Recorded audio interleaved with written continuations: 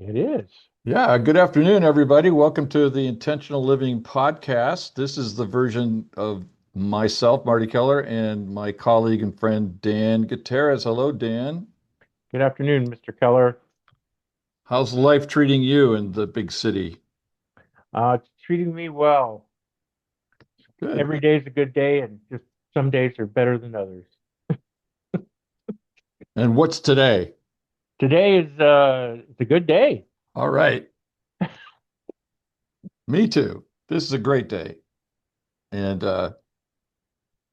those of you who don't follow Sacramento weather, and why should you? It's been really hot here, but it's been cooling off the last couple of days, so it's always nice to have that happen, have the Delta breeze come in at night and cool everything off quite nicely. So, but Yeah, anyway, you didn't tune in to learn about the Sacramento weather. You turned in to learn about intentional living. And so, this in this podcast, we take a look at our subconscious habits. We learn how to identify them and determine whether, through identifying those habits, they actually are what we really want. And and all of our work here is based on creating that change. Once we identify the things that aren't working for us, learning how to generate things that do work for us. And this usually comes from the "What do we want?" question.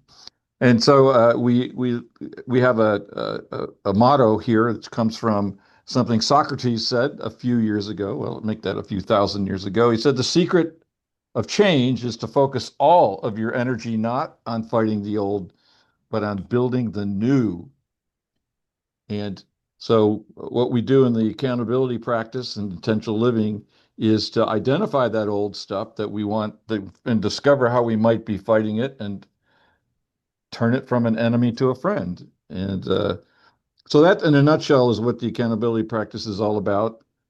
We do this in group meetings, and we'll talk a little bit toward the end of the podcast about how you can join one of these meetings and learn about what we're talking about for yourself.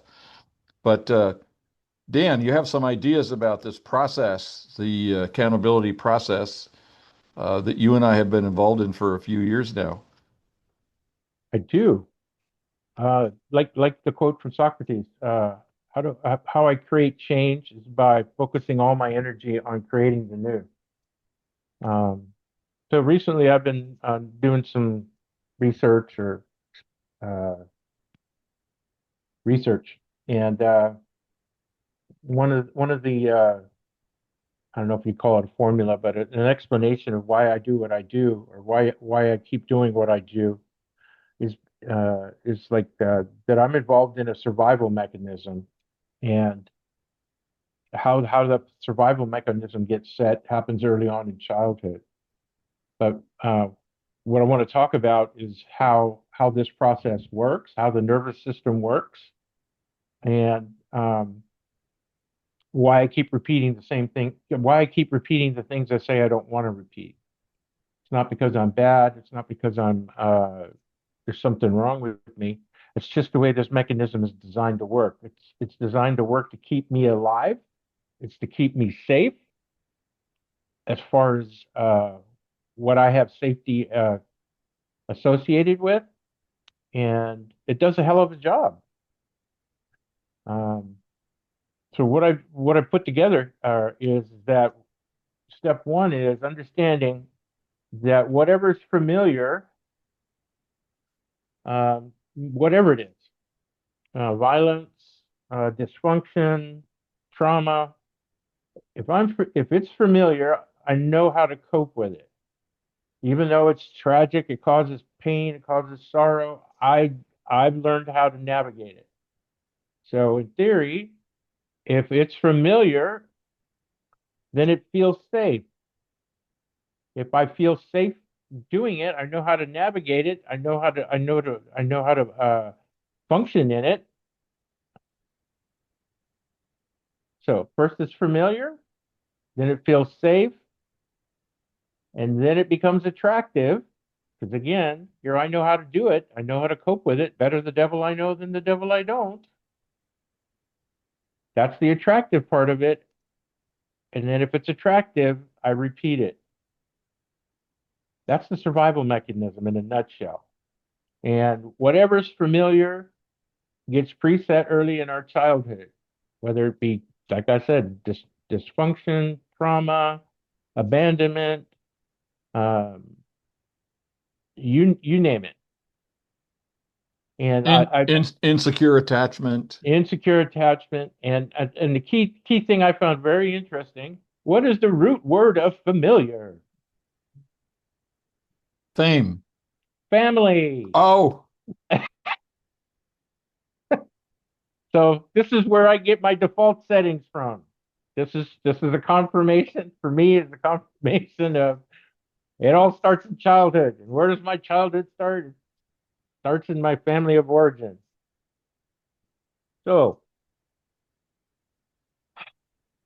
how do I create change? By using how the biological evolutionary mechanism of my survival system runs. Well, I own the fact that I do the accountability tree. I find out where I'm at in the current moment. I state my truth. And then I ask myself, what is it that I truly want based on, my awareness, based on my emotional state. Then I create the intention. So the intention. So I intend to love and approve of myself. We'll go with that. So for it to become familiar, I get to navigate the discomfort, the moving toward my pain. A lot of us we're addicted to excitement. I'm addicted to adrenaline. So when I'm in what's familiar for me is uncertainty, chaos, unpredictability, um, you know, stimulation. That's my familiarity. That's what I'm familiar with. So if I've been grown up into this environment, my nervous system and subconscious have been trained to this, despite the fact that it has consequences that are negative, it feels safe to me. And if it feels safe to me, then it becomes attractive. And if it becomes attractive, then I repeat it. So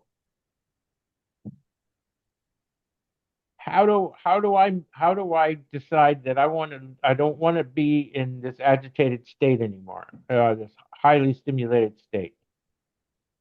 I may choose I intend to create a world of peace, calm, and serenity.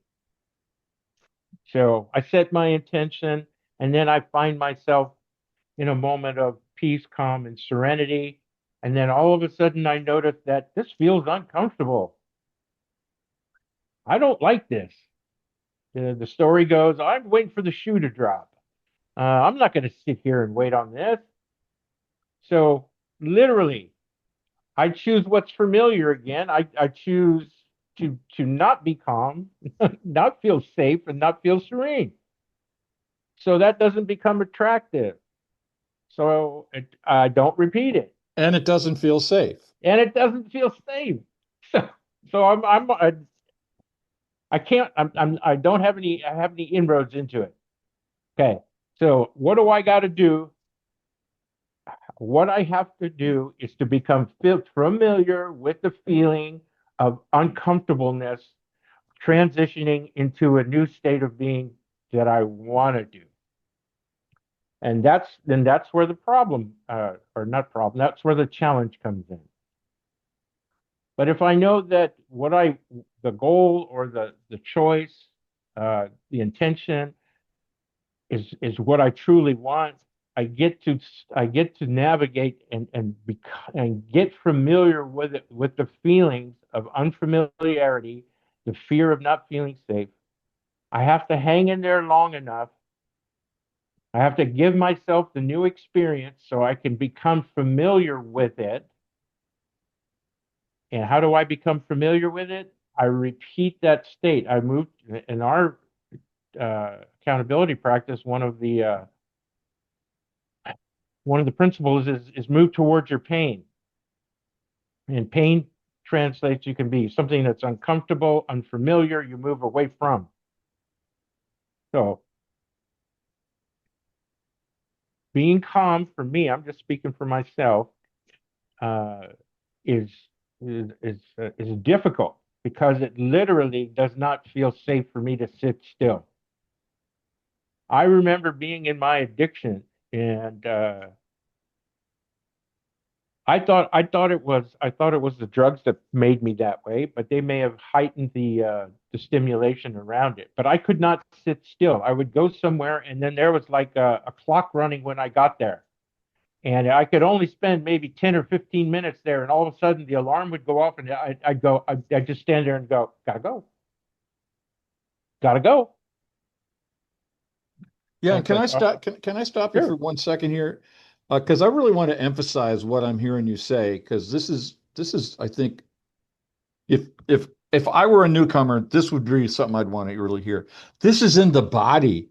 This isn't a thought that you're having. no, This is actually like a compulsion or an energy that is outside of your conscious control, right? absolutely.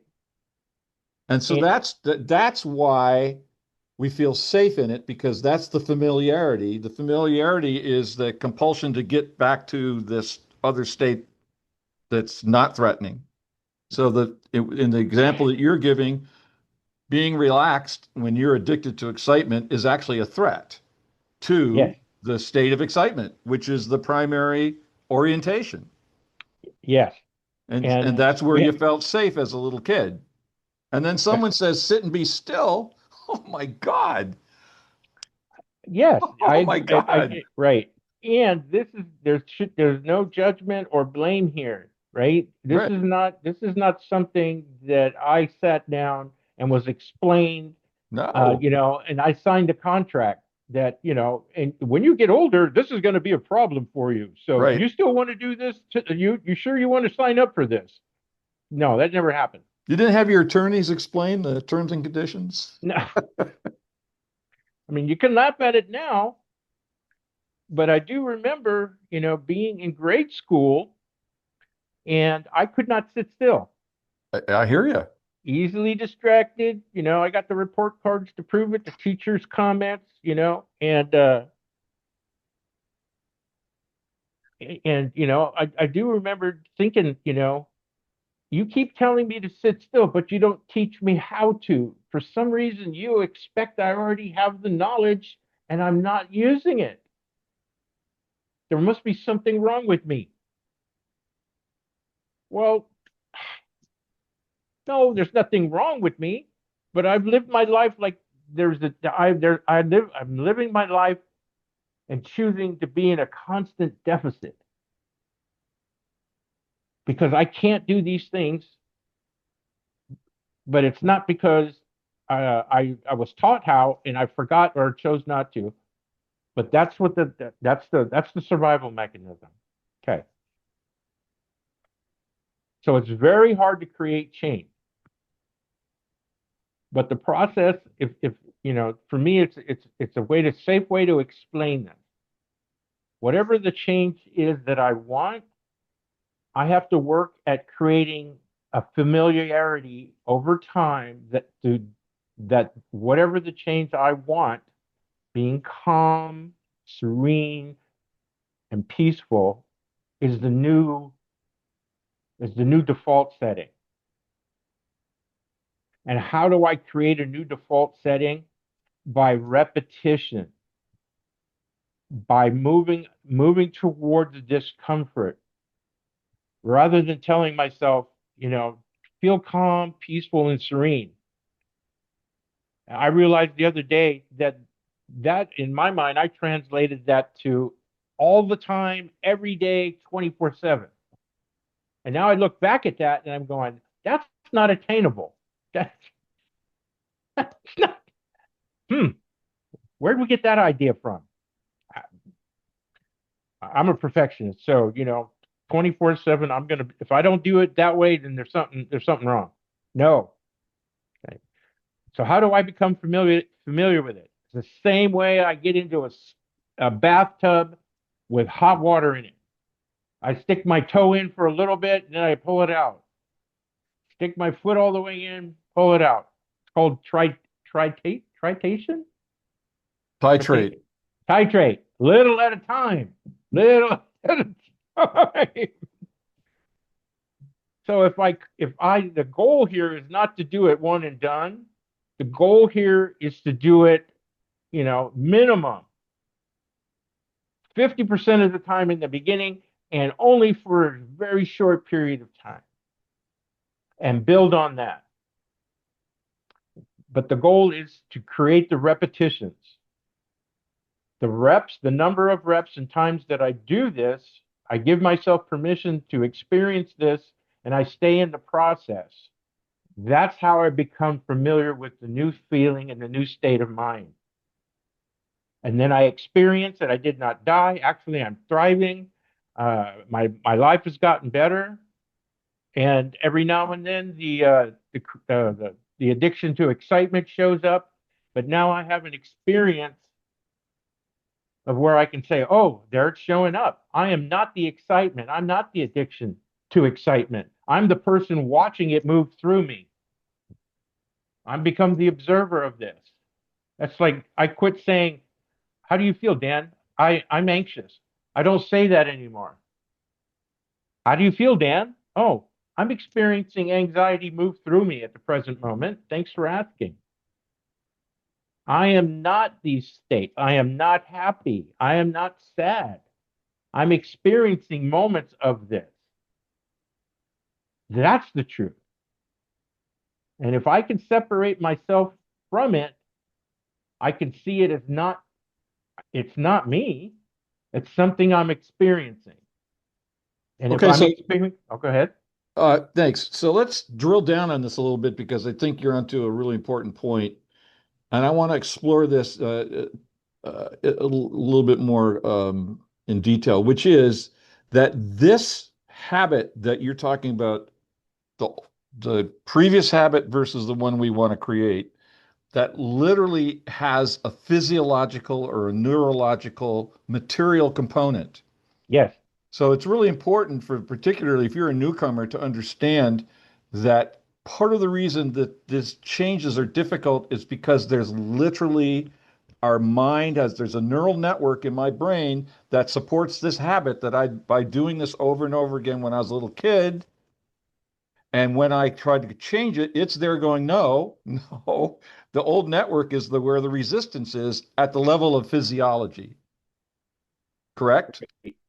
And it's not a conscious thing. It's not fighting you. Correct. It's just that particular pathway or neural network is so well established. It fires before uh, any other thing, any other concept or idea. So nothing gets because it triggers right away. It fires and then it creates body chemistry. It creates thoughts. Yep.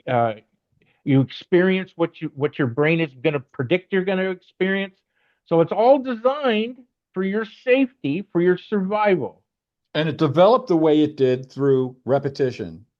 Absolutely. That's what the point I want to make here for somebody who's considering what we're talking about, that this is that repetition has an impact on the brain chemistry and structure, Yes. as will what Dan's talking about creating something Yes. new through a new set of repetitions. Yes. So what we're doing here, instead of uh, repeating the old default settings that we've established or have been established, we're creating new settings or new states of being that we want on a conscious level as an adult, because I can do that as an adult. Right. I can sit here and go,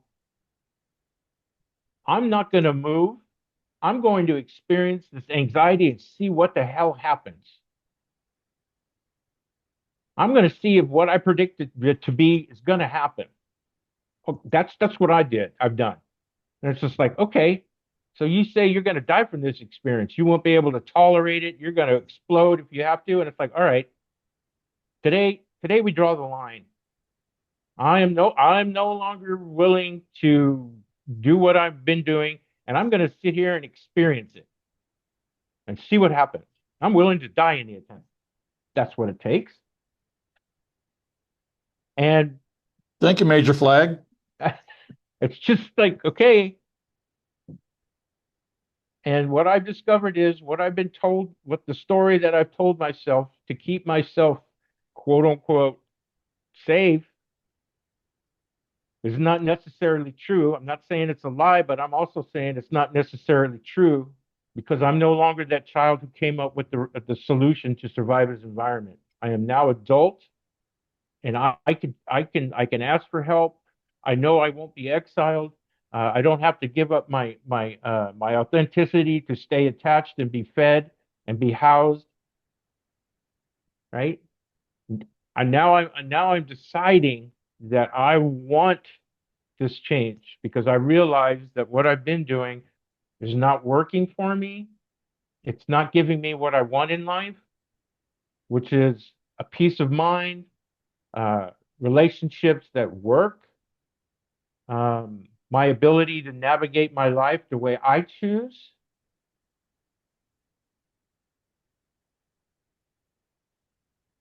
I want to create a default setting that supports that, and the way to do that is acknowledging where I've been, what I've been doing. That's the accountability process. State your truth. I'm addicted to excitement. Take a deep breath. And for me, sometimes I stay in that deep breath because I reflect back on, you know, why I don't know how I got set that way. I don't need to know, but I can own the results. And I remember being pulled out of my chair. We had a violent teacher. She would grab me under my chin, yank me up out of the chair, drag me in the back of the room in front of all the kids, and tell me to go stare in the corner. When that didn't work, she dragged me out of the chair, dragged me into the back of the room in front of all the kids, and make me stand there and hold my arms out.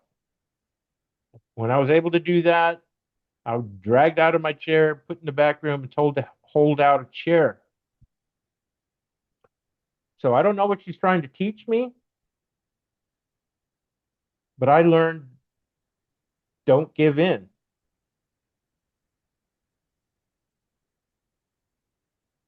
Rather than nowadays people we have new information. People are more well educated, but the signs that I had ADHD go all the way back to kindergarten. I've got the records.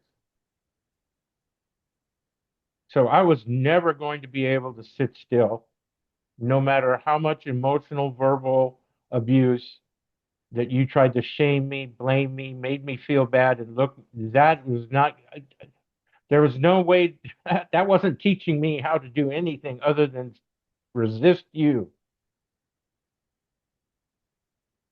So that's what I learned. Resist everybody, fight everything, don't believe anything. And that Don't hasn't worked. don't trust. Don't trust. There you go. So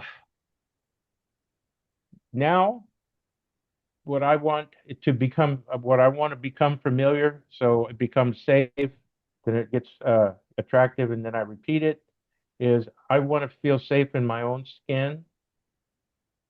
I want to have a safe, secure relationship with myself. And when my old state shows up, I don't want to see it as an enemy. I want to see it as a reminder to implement my intentions, give me an opportunity to move toward creating another familiar experience to build on. I want to do it 100 times. I want to do it 1,000 times. I'm willing to do it as many times as it takes because I know it works. Some things happen easier. Some things take a little bit more time. But I know the process of repetition, focusing on what I want to create, the new, over and over and over, creates the change I'm looking for. And the accountability practice gets me to that point where I acknowledge the change I want. I intend to I intend to be accepting, compassionate, generate connection and wisdom. I intend to love and approve of myself. And so for again, for people that are relatively new to what we're talking about here, so what you're saying is this is the new habit that you're intending to create, generate, and develop a new neural pathway to support. And so for me, the what I learned was whenever I would feel the old pattern feeling show up, that we've called it resistance, whatever, rather than fight it, now it's, oh, okay, here's an opportunity to say this new intention again so that we can create that regular, repetitive, almost a discipline to state out loud, which our subconscious mind hears. I intend to be kind. I intend to treat myself with tenderness. I intend to be compassionate. Whatever it is that we're working on, the new mental habit, the new state, as you call it, the new inner state, um, the flashes I get from the old state can now be reminders to, oh, work on the new one. Yes, because you're not going to get rid of it. That's another thing. Mhm. FYI, spoiler alert, you're not going to get rid of these things. Nope. The goal is not to get rid of them. The goal is to focus on what it is you want in your life and use what's going to show up as as a reminder to what do I want? Oh, that's right. I intend to be peaceful, kind, and lovable. Okay. All right. Thanks, um, old state. Or when I'm feeling activated, when I'm feeling, addicted to excitement, and it's just like it's not the devil. It's just the fact that I notice that it's there. And just by the fact that I notice it and give it awareness, it takes the edge off.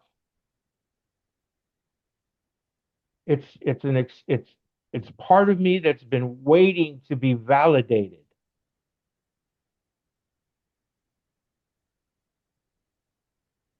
It's part of me that's been waiting to be acknowledged that I did this, or this happened. And just by doing that, just by acknowledging that it's there, it takes the edge off. It changes the experience I'm having with it. And it makes us it creates fertile ground for making this new change, for this Yes, new. So it's not going into resistance, it's going into agreement. So yep, it's like what Socrates says, we're not going to focus our energy on fighting the old, but on building the new. yes. And that's true for anything. I mean, I don't know, I can't say true for anything. I'm just saying that having become aware of this process here, along with the intentional living, along with the accountability practice, they're in alignment. They explain it differently, but the process is the same. It's about resetting the alarm system, survival mechanism. We don't want the alarm to go off now. Well, it's going to go off, but I don't send out the fire department anymore because I understand that that's an old alarm, and I just need to reset it. It's not connected to the fire department anymore. No, it's Right. it's like, okay, But it's connected to my new awareness. that's right. The goal, like I said, for me, the goal is to continuously, compassionately, and repetitively give myself permission to feel my feelings, and then in that state, give myself a new direction to go. Awareness and accountability do not create change. I need a third part in there, which is the intention. Now that I've owned my truth and I'm feeling my feelings, which in turn means I'm validating the experience I'm having, then I go, where do I want to go from here? And then I use the intention. I intend to be, uh, I love and approve of myself. I'm planting, this is the interesting part. I'm planting seeds in the present moment to harvest in the future. If I don't plant seeds, there is no future to harvest. My mind is a predicting machine. And what does it use to predict what's happening around it? All my sensory input, touch, taste, feel, sight, sound, all those things, and my past. Yep. So if I don't have any, if I have nothing but the same stuff repeated over and over, my brain cannot predict anything new because it doesn't have any new input or new history or new experiences to predict differently. Right. It's like we're driving the car with our eyes stuck in the rearview mirror, Or not seeing what's right in front of us. yeah, if nothing changes, nothing changes. Right. Okay. So the goal here is the intention is the change that we want. We consciously choose the change. So we literally plant the seed for the future in the present moment by creating the intentions. And then And then, nurturing it by repetition when appropriate. and then my brain has new experiences to predict with. Yep. Hey, we didn't die from this. We actually had fun. Well, I'm oversimplifying it, but the brain goes, okay, we had a good experience. All right. So what do we want? Oh, that's right. We love and approve of ourselves. Okay. We're gonna have a good time doing it. We're gonna enjoy ourselves. We're gonna feel safe exploring this new thing. It's like, well, Dan, go, going out with my girlfriend here, and it's just like, where do you like to eat? Oh, I go to like two restaurants, you know, this pizza parlor and this Mexican restaurant. Oh, well, yeah. Why do you go there? Well, they know me, and they take care of me, and blah blah blah. Translation: it's familiar, it feels safe, it's attractive, so I repeat it. And Oh, it makes the food taste good. and you're asking me to go to Indian food? Oh my God, that's not familiar. It doesn't feel safe. I'm not attracted to it. No, we're not even going to go there. We're not even. Why waste my time? I'm going to be happy. So you go there. I'm going to go back over here to my other restaurant. That's the same process. Sounds And how do familiar. and how do I yeah, how do I like Thai food? I gave myself permission to sit through the discomfort of not knowing what the hell was on the freaking menu. Go back until I find something that I like on the menu, and I'll talk to the waiter. What does he recommend or whatever. Now I go to the Thai restaurant because it's familiar. It feels safe because I know what I'm gonna get. The food's great, the service is great, so I repeat it. So I'm a repeat customer. Same process. All right. Well, I appreciate all this. We're come to the end of our time together. I want to point out that the process that you're talking about, we do in best in group, and you facilitate a meeting on Monday nights. I Yep. facilitate a meeting on Wednesday afternoons. Our colleague Rodney facilitates Thursday nights, and our colleague John does Saturday mornings. And if you're interested in joining a group and having the experience that we're talking about here, learning how to identify those old familiar habits, where becoming to be able to see what it is that makes it where we feel safe, even if we're uncomfortable or unhappy, and then creating this new habit and how to do that and to get support from the group so that we're not doing it on our own, but we're doing it in a setting that everybody is doing the same work in. So the information on how to join any of these meetings, they're all on Zoom. So any place in the world, you can come join us. That's be right a couple minutes from now after the end of the podcast. please feel free to check them out and come and join us and ask questions. Or if you're the kind of person that likes to do it, just jump in the deep end and we will help you. We will help you learn about yourself and create the world that you want to create for yourself. So with that, Dan, any last minute thoughts before we wrap it up? Um,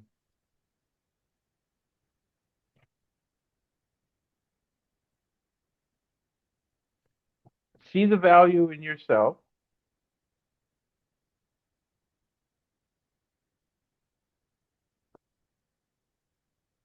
Be kind and have compassion,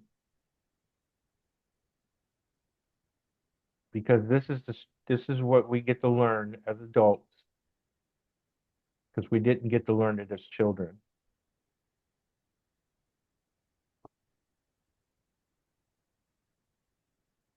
Yeah, exactly. All right. Yeah. Well said.